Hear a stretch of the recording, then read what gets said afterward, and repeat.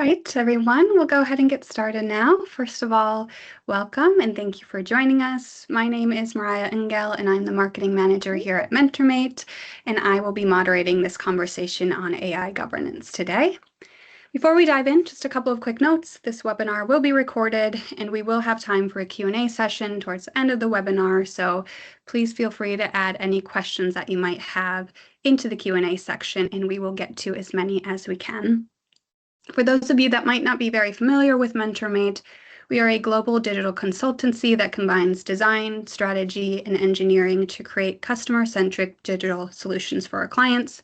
Our end-to-end services span everything from consulting, design, development, data, AI, cloud, security, and so much more, all the way through into the support of your digital product. Today, I am here with our very own Poonam Jain, Director of Quality Engineering, and Chris Van Heijs, BFSI Business Principal. But before I let them introduce themselves, I do want to set some expectations on what we will be covering today. AI governance is a big topic and we could easily spend multiple hours talking about it, but for the sake of your time, we have distilled it into a few key portions. We'll first start with how important data is when it comes to AI governance, and then we'll move into expanding governance beyond that data, as well as what this all means for highly regulated industries. Then we'll talk a little bit about additional risks to consider, what successful monitoring looks like, and lastly, how governance and innovation can be related. Then Poonam and Chris will give you some actionable steps to take, and then we will end with a Q&A. So with that said, Poonam and Chris, would you mind telling us a bit about your roles and your experience with AI governance? Yes, thanks a lot, Maria. So one of the key things which I want to tell is many organizations aren't just struggling with AI itself, but they are also struggling to modernize delivery while they're trying to protect quality, compliance, and trust. And that's where I collaborate with the leaders. I'm Poonam Jain, the Director of Quality Engineering, with over 25 years of my global experience, mostly working with the BFSI customers. And I focus and work on delivering AI-powered quality engineering, automation, and also SDLC transformation. In addition to this, I bring a combination of delivery rigor and leadership perspective as a certified TMMI professional, agile and safe practitioner, and also an ICF professional certified coach. So with all of this experience, I love collaborating with the customers to simplify complex engineering ecosystems, and also with AI getting more popular nowadays, implementing the GenAI-enabled testing frameworks that would accelerate delivery while strengthening your quality and the governance part. So my focus is helping you and your organizations adopt AI more responsibly so that innovation can scale safely and outcomes are more business ready. So I would definitely love to connect and collaborate with all the audience who are listening to this, maybe beyond today's discussion as well. So thanks, and over to you, Chris. Thanks, Poonam. I'm Chris Van Heijs. I'm a BFSI business principal here at MentorMate. I'm bringing 20 plus years of financial services experience across banking, brokerage, and even a little bit of insurance in there. I've led both operations and compliance teams, so I've been privileged to have a front row seat to the fireworks that happen between risk and regulation and execution. But in my role here at MentorMate, basically, I'm bringing the boots on the ground experience and perspective to every client engagement so we can help you turn good intentions into great solutions. Thank you both, and we're very happy to have you here. So Chris, to kick us off, why is AI governance something that leaders or organizations should be thinking about today versus a year or two down the line? Yeah, it's a good question. I think the short answer is that the AI train has already left the station. Most firms have moved on from experimentation to deploying real business solutions. A lot of leaders have made some lessons learned there that the risk surface is often bigger than they originally anticipated. AI systems are highly dynamic. They learn, they drift, they fabricate, especially when your data and your data controls are not strong. Meanwhile, the external bar, it's very high and it's probably just going to get higher. Regulatory expectations are still evolving. What's acceptable today may not be tomorrow. I think the biggest part of success with AI is recognizing that governance is not red tape. It's how you move faster with confidence. It's how you have clear ownership, lifecycle oversight, vendor accountability. Those things all become guardrails that really help you prevent costly rework, and they mitigate the risk of having some kind of a customer or regulatory incident. And I can imagine it's pretty stressful too and a bit overwhelming when it comes to, the constant pressure to innovate faster and increase ROI and adoption, and then all the while maintaining and keeping governance top of mind. But you mentioned data quality, and I want to take a second to explore that further. Poonam, we often stress the importance of data when it comes to AI, and of course, at a surface level, that makes sense. But I'm curious, what exactly does that mean when it comes to governance, and how can organizations think about their data and work with it in the right way? Great. Thanks, Maya. So building on what Chris just shared about AI being dynamic and the risk surface being expanding. So the very, very first step for every organization should be to treat data as a governed asset, not just as an input to the model. And why I say that, because many organizations look at the AI governance conversations, they start at the model. They start at the model level, they talk about the accuracy, they talk about the validation, they talk about performance. But in my perspective, the real risk almost always starts much, much earlier with the data. So what I want the audience and the leaders to really think through and ask these three very, very basic but critical questions in my view, and that needs to be asked upfront. It talks about where did this data come from? How has it been transformed over time? And who owns it and who can change it? So if these answers are not clear to the questions, then everything downstream that is going to become hard. And it's even going to become more harder to defend to the regulators, to the customers, and to the boards. So if I just take an example of, say, financial services, say a credit or a fraud model, which performs really very, very well statistically. But later, the organization starts seeing uneven outcomes coming out, maybe across different customer groups. But when the regulators ask, why is this coming with a different outcome? The issue is often not in the algorithm, but in my perspective, it starts much ahead. It's about the historical data which is carried, embedded. There might be certain biases which are being embedded, and maybe no one has validated or documented what was included in that training data. So the first step, in my view, is very, very simple, but it's a foundation. Establish the data lineage, validation, ownership, and access control before even thinking of scaling AI. So if you don't trust your data, AI cannot be trusted, and no amount of model governance can really fix that later. So look at your data, trust your data. Got it. So step one, get your data in a right place where you can trust it before you can move on. So let's say, Chris, an organization has done that. They've got their data in the right place. They've got people accountable for that data. What should they focus on next? Yeah, I would say once the data foundation's in place, the next focus is expanding the governance beyond that data set and looking at the entire living system that you've got operating. There's kind of four key moves here. The first one, this is probably the most critical one, is you've got to shift your mindset away from model governance and look at lifecycle governance. Traditional model risk management, it was built around static, bounded models, but AI is the opposite. It's dynamic, it drifts, it changes. You want to make sure that you've got explicit control points across the design phase, the training of the model, the validation stage, deployment, and the ongoing monitoring after the thing goes live. Make sure that you don't ignore integrations that sit around the model, like APIs and downstream decision-making systems. That's really where most organizations discover the real risk is not the model itself, but how it's going to behave when it's plugged into a connected production environment. Number two, I'd say, is to clarify roles and decision-making authority. Accountability cannot sit just with a quant team or a model team. You need to have named owners. You need to have documented responsibilities. You've got to have approval thresholds and also clear escalation paths. practical blueprint you can follow is really just the same 3 lines of defense that we're all used to in the banking industry. Your front line owns the day-to-day operation and controls. Second line owns the setting standards, providing credible challenge, possibly being part of approval chains when it's a really high-risk use case. And of course, the third line is going to provide your independent assurance that your controls are working and that the evidence is traceable.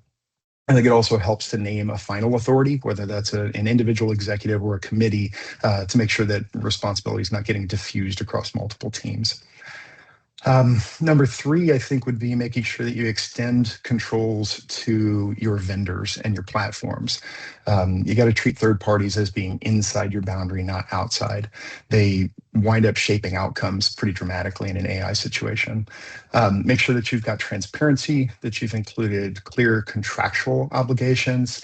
Make sure that there's a path to ongoing oversight and performance reporting. Make sure that you can do revalidation and have audit rights where it's appropriate. Make sure that you definitely do not rely on a point-in-time certification. That's going to age like fine milk. The core principle that I'm getting at here is really one that we all know and maybe sometimes we lose sight of, and that's really that you can delegate activity, but you can't delegate accountability. You're still responsible at the end of the day. Fourth item here would be to operationalize your monitoring and incident response.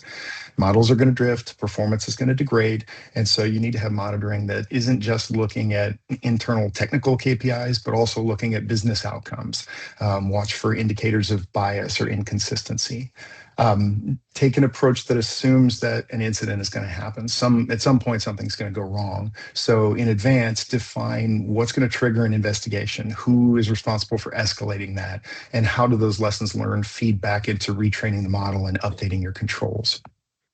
So I would say, just kind of summing it up, if data is the bedrock, then the next step is building a sort of operating system around it. Lifecycle governance, clear ownership, vendor accountability, and continuous oversight. And that's how you're going to scale your AI with confidence rather than running into surprises. Yeah, so don't focus solely on the AI itself, but really the entire ecosystem that it touches. I want to take a second and talk about what all of this might mean for the more highly regulated industries like financial services and healthcare.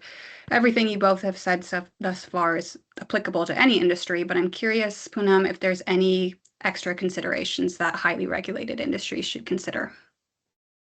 So in my perspective, for the regulated industries, what I have observed, accuracy alone may not be enough.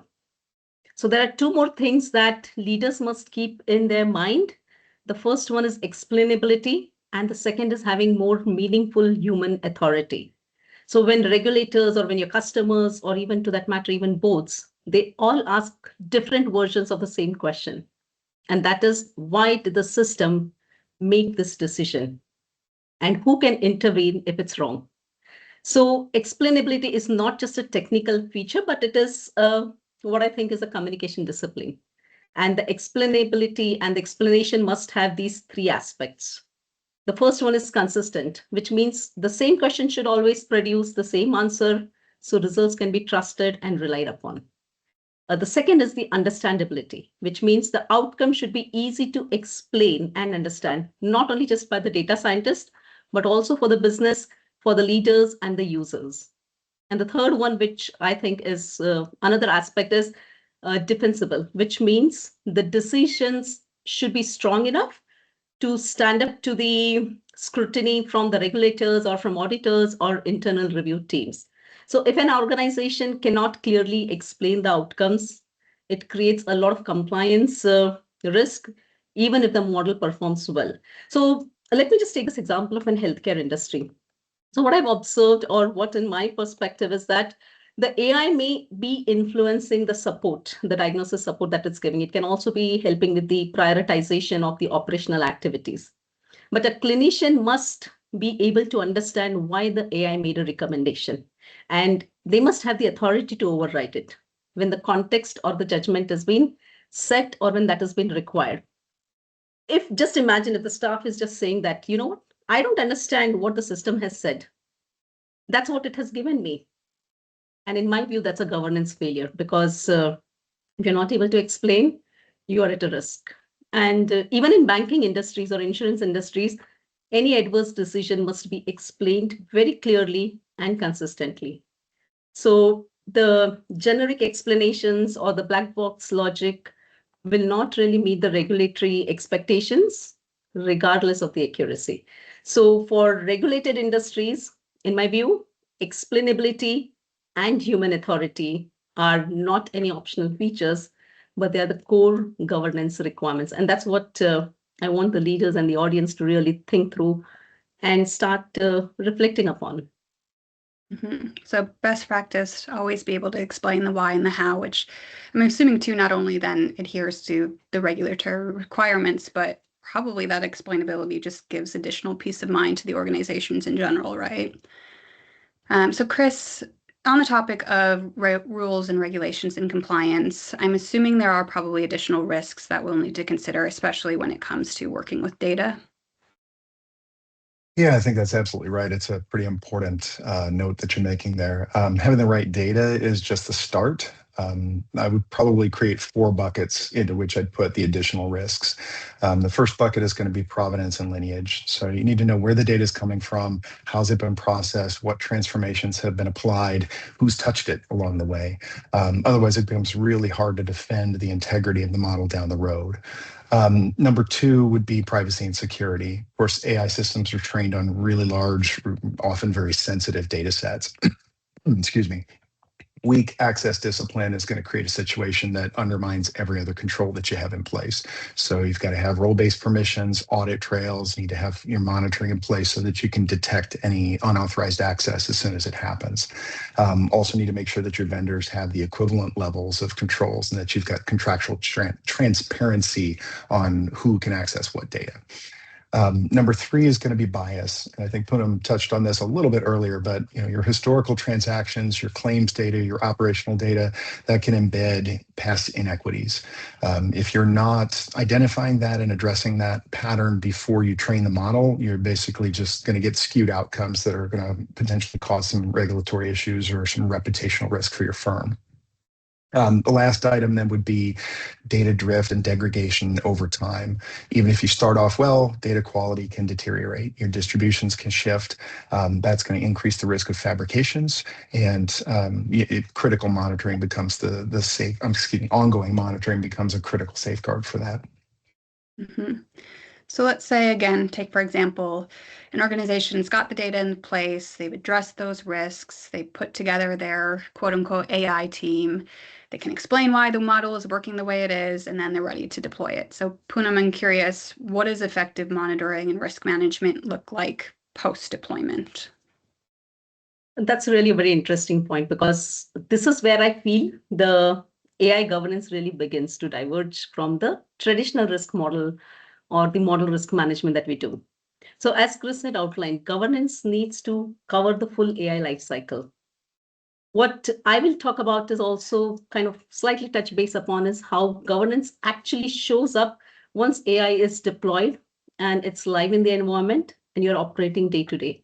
So traditional models, what I have observed is are reviewed periodically, maybe sometimes quarterly or annually, but AI systems are different.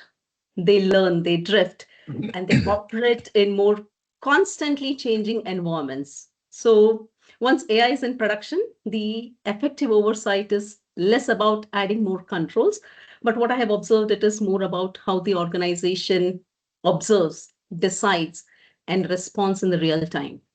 So in practice, if I talk about, the strong oversight would reveal itself through 4 clear behaviors.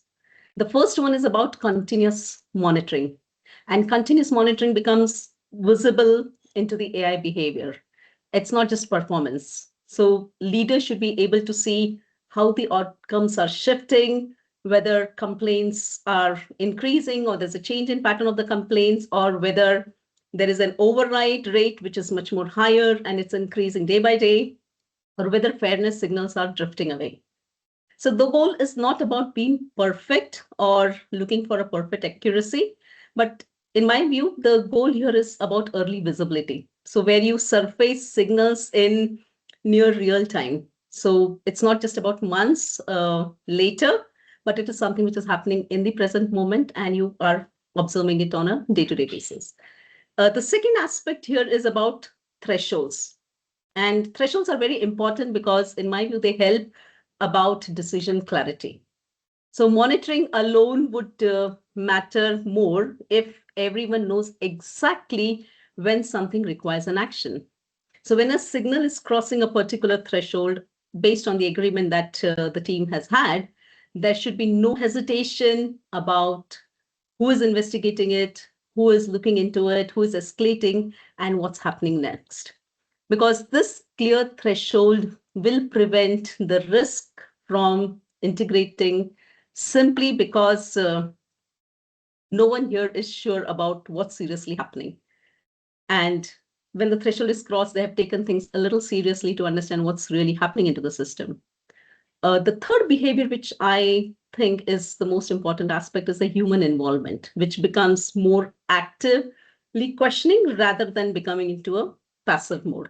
Because in some cases, I've observed that the humans are being brought into only at the end of the AI output, where they just look at it and they approve it. But it shouldn't be that way. In my perspective, they should be embedded right from the beginning at all the key moments, questioning the results, overriding decisions with a context, and documenting why something did not look right.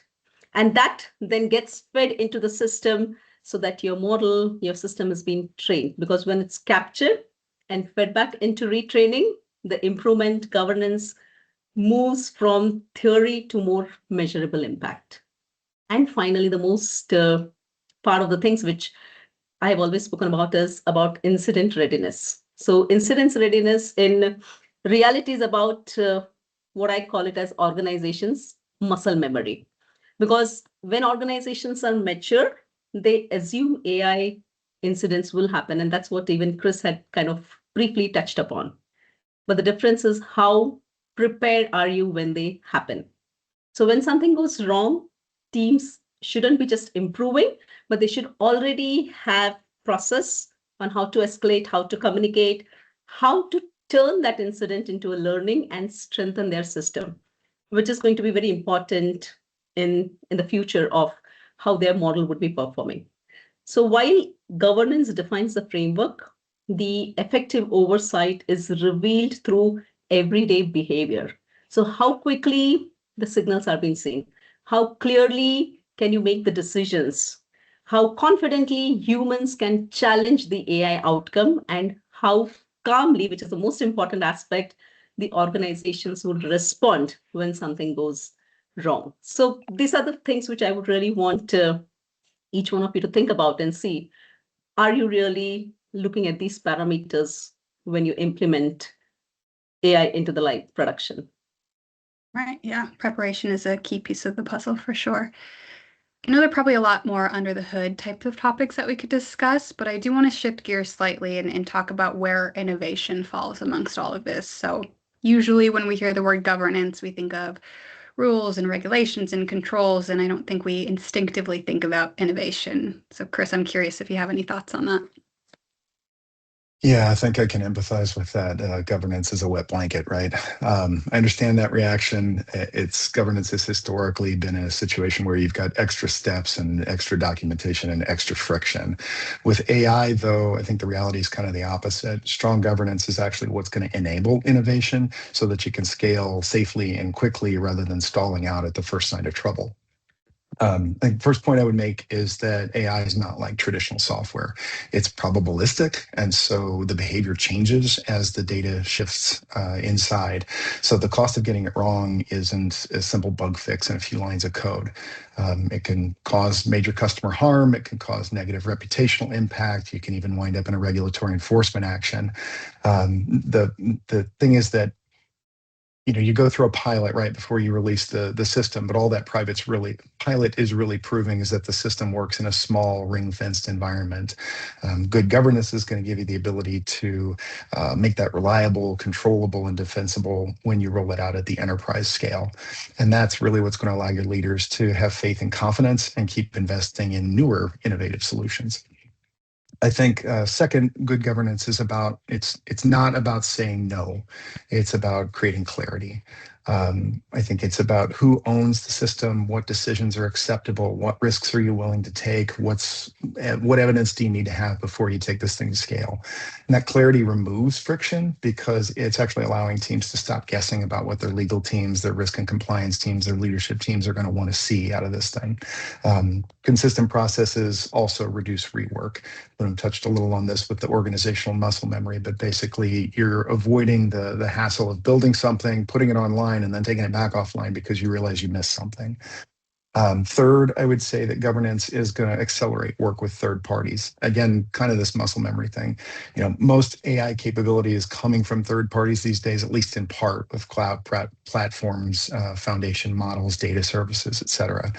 If you don't have clear vendor governance in place with a good playbook, then every purchase is going to wind up being a bespoke negotiation process. And that is going to slow things down, and it's going to encourage these teams that are under pressure to deliver. They're going to find ways around the system and around your processes. And that's why you wind up getting shadow AI creeping into your organization. But with governance in place, you've got a clear intake system, you've got clear and obvious risk tiering, you've got standardized due diligence, contract requirements, and you know what monitoring needs to be in place after go live.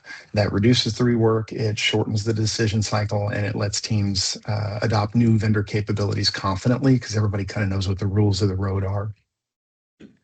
Fourth, I'd say governance is essential for trust, and I consider trust to be a growth lever. Customers, employees, regulators, boards of directors, everyone wants to understand and believe that the AI you're using is being used responsibly. So if you can demonstrate strong controls, then you can expand your use cases. If you cannot, well, that's where organizations tend to pull back at that first incident because leaders are hesitant, and then they don't want to approve anything beyond just a little light, low-risk experimentation. Last thing I would say would be to frame governance as guardrails, not handcuffs.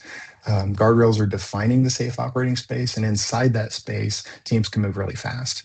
That's how high-performing organizations work in other risk-sensitive areas that we're used to, like cybersecurity, financial controls. AI is now in that same category because it's touching customer experiences and sensitive data. So if you take one thought away from all this, it's that governance, if it's done well, is not limiting innovation. It's actually preventing the kind of failures that cause organizations to stop moving forward. It's giving you the discipline, the transparency, and really the confidence that you need to carry your AI solutions forward.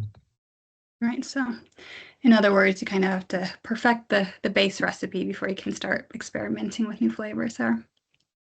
All right, so we are closing in on our Q&A portion of the webinar. So just another reminder, if you have any questions, please throw them into the Q&A section. Before we get to the questions, I do want to leave the audience with some actionable steps that they can take today when it comes to AI governance. So Poonam, do you have any recommendations on what folks can start doing today? So if I had to leave this audience with just two ideas, they would be these. The first one is what organization should stop doing, and that is stop thinking of AI as something you certify once and then you just move on. Many organizations feel comfortable because a vendor says a model is accurate, compliant, or maybe it is industry tested. But as we discussed, AI is not a static product. It's a living system. So the moment data changes, usage expands, or the context shifts, whatever was yesterday's assurance can quickly become today's blind spot. So the risk is not about trusting the vendors, but the real risk is treating that trust as just one-time decision instead of an ongoing discipline. And the second point would be about what organizations should never ignore.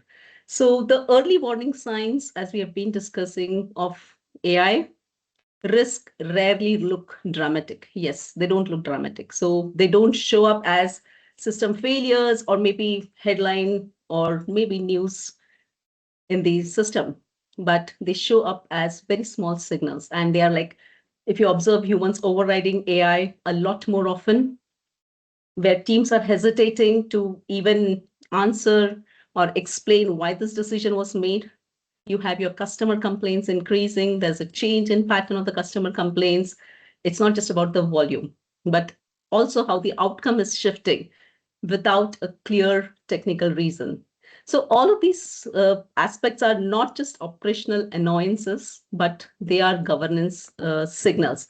So in my perspective, what I would really want the leaders to think about is that AI failures don't usually start with bad models. They will start with when some good people start noticing that there is something which is going off way, but there is no one who is there to take that accountability, work on the actions, even when you notice that slightest shift that's happening. So strong AI governance doesn't slow innovation.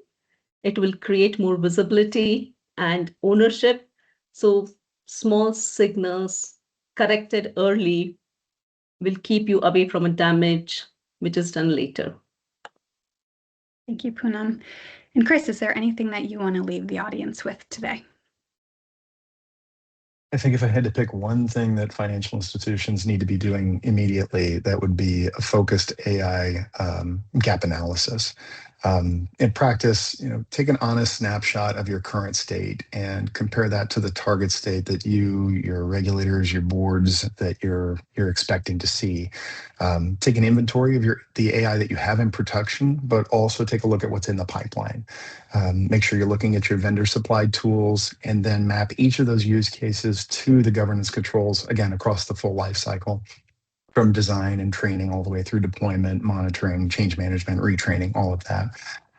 When you do that mapping, the gaps are going to show up pretty quick. You'll find areas where you've got unclear ownership and escalation paths get a little choppy. You might find some inconsistent documentation, weak monitoring, abstract thresholds. You might also find that there are some places where third-party solutions are actually shaping decisions in a way that you weren't really expecting, and that might be without enough transparency or oversight in place. I think it's also a really good opportunity to check out whether or not you've got good business continuity plans and exit plans in place, because these are critical systems and you become very dependent on them. The key thing here, though, is the output can't just be a report that sits on the shelf and looks pretty while it's collecting dust. It needs to be a prioritized remediation plan. Start with the high priority items that you need to fix now, get those prioritized. Take a look at what you need to standardize next for go forward. And then also take a look at what capabilities you need to build out so that you can continue scaling AI with confidence. I think that's actually the exact kind of assessment that MentorMate helps our clients with, so that institutions can understand where they are today, where they want to go, and how to close that gap. All right, thank you both for those insights. Now let's jump into some Q&A. The first question I've got here is, what's the hardest AI governance decision you've seen organizations get wrong? Not because of technology, but because of culture or incentives.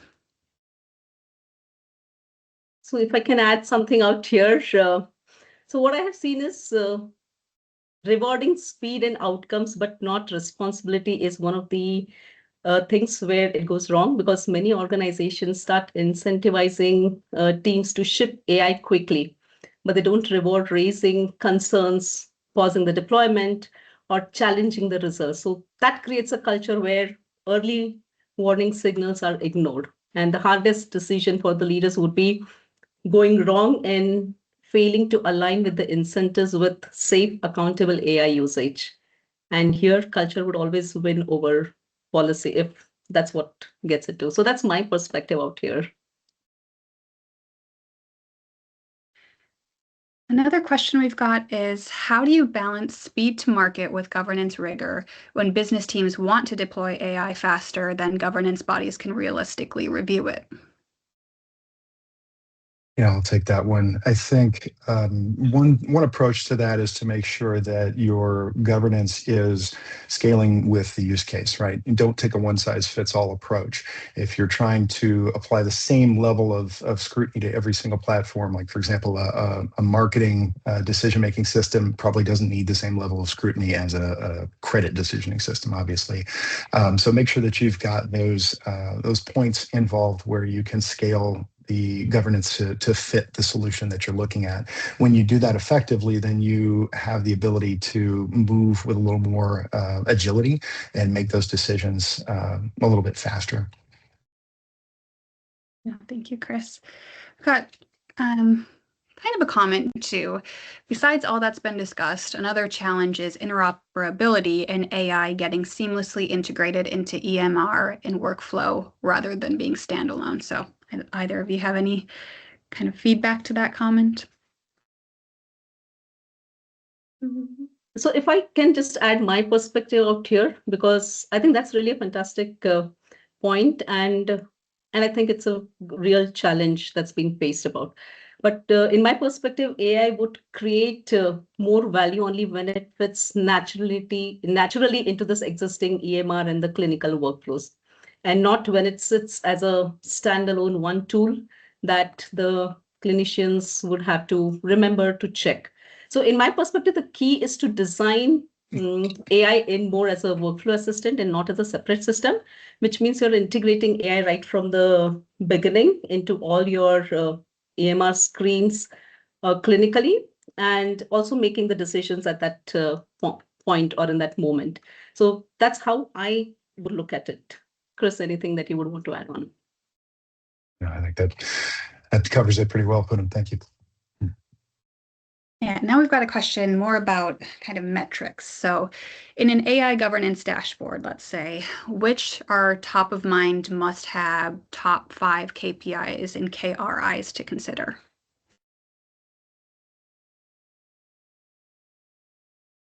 So what I would, sorry, Chris, you had something to add on? No, please go ahead. Okay, so in my perspective, I think the key aspects are to look at where the drift is really happening, to understand how it is there. It's also about talking about the early signs that I'm always been talking about in this discussion out right here, is to also understand what are the overrides which are being done. So how many overrides are being done by the humans? What is the drift which is happening around, and what is the accuracy aspect of things? So these would definitely be a few 3 things which I would kind of want to see as a part of the matrix to be looked into the system. Thank you. Okay, now we've got a question on third-party tools. So the question is, we use several third-party AI tools. How much visibility do we realistically need into how those models work? Yeah, that's a good question. I would say you need enough visibility to manage the risk and the understanding that you're not going to be able to see every single detail. Make sure that you've got clarity on what the intended use case is for that particular third-party tool. Understand how it's handling the data. Make sure that you're very clear on what the limitations of that tool are. Don't try to use it outside the boundaries that the vendor intended. Talk to the vendor about how updates are getting made to that tool. Make sure you understand how they are managing their performance. And then also make sure you've got some traceability into who's accountable if something goes wrong. For the higher risk use cases, again, make sure that you're pushing for a lot of transparency. Make sure that you have those audit rights in place. And this might be a no-brainer, but make sure that you're only choosing vendors that can actually meet those requirements that you're setting. Makes sense. Another question we've got here is, how do you know when your AI governance approach is actually working and not just creating more documentation? Can I take this? Yeah, so, go for it. Thank you. Okay, great. So for me, the simplest way to know if AI governance is working or not is to watch people's behavior and not the documents. Because if governance only creates more policies, but teams are still hesitating to work around it, they're creating more bypass processes, or they're quietly fixing something in the corner, and then it's not working. So governance is like working when people are able to explain their AI decisions clearly, they can question them confidently, and they can raise those concerns early without any fear or confusion. So leaders would get really very few surprises about it, and the issues would get addressed much before the customers or the regulators see them. So in my perspective, the real test is very simple. More than documentation, look at people's behavior. How are they acting? What is that they're hiding? And documents would just be things, and they're not using documents as an after fact. So good AI governance would not just live on the documents, but it lives in the daily decisions and observations that we're doing of the AI and of the people that are working with AI. Thank you, Poonam. I've got another question here. For organizations with limited AI maturity, what is the minimum viable governance capability that you would expect to see? I can jump in on that one. I think I'd boil this down to three things. First one is visibility. Make sure that you know where your AI is being used, who's using it, and what purposes, like what are those use cases for. That means you've got to have an inventory, even if it's just a simple one. You can't govern what you can't see. I think number two would be ownership. Every AI system, I think I mentioned this before, but you've got to have a named business owner and a technical owner.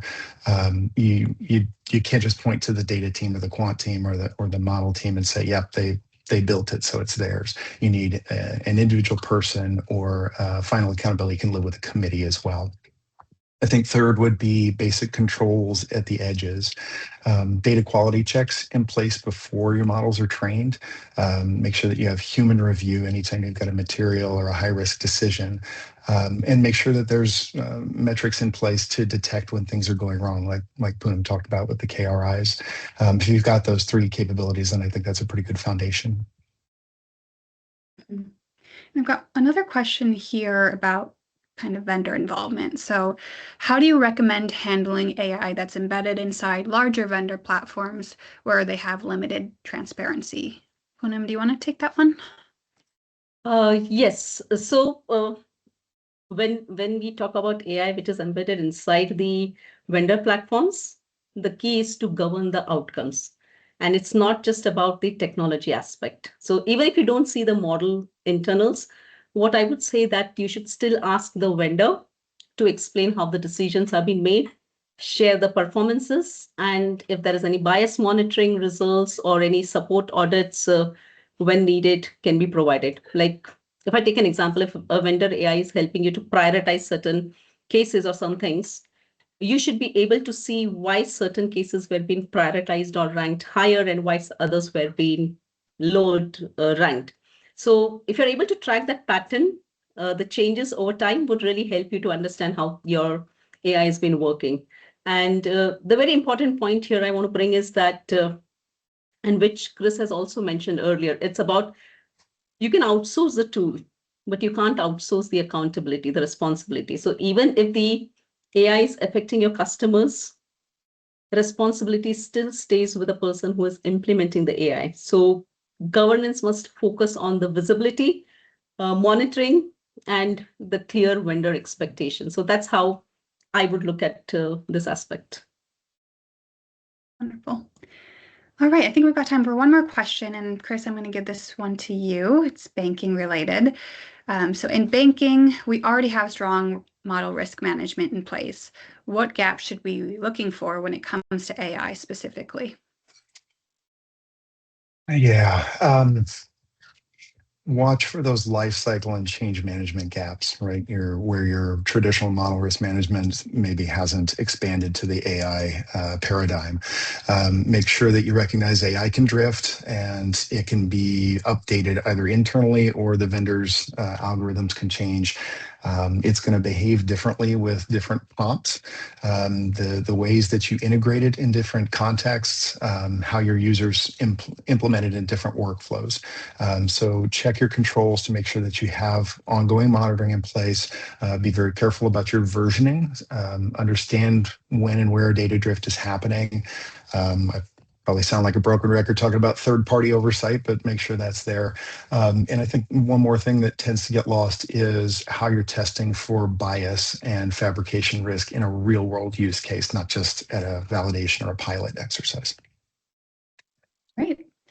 All right, so we are just about at time. Thanks again, Poonam and Chris, for your insights. Everyone will receive a recording of this webinar to your email, but in the meantime, please feel free to reach out to Poonam or Chris or anyone on the MentorMate team if you have additional questions or want to talk in more depth about your AI governance scenario specifically. Other than that, thanks again for joining, and I hope you have a great rest of your day.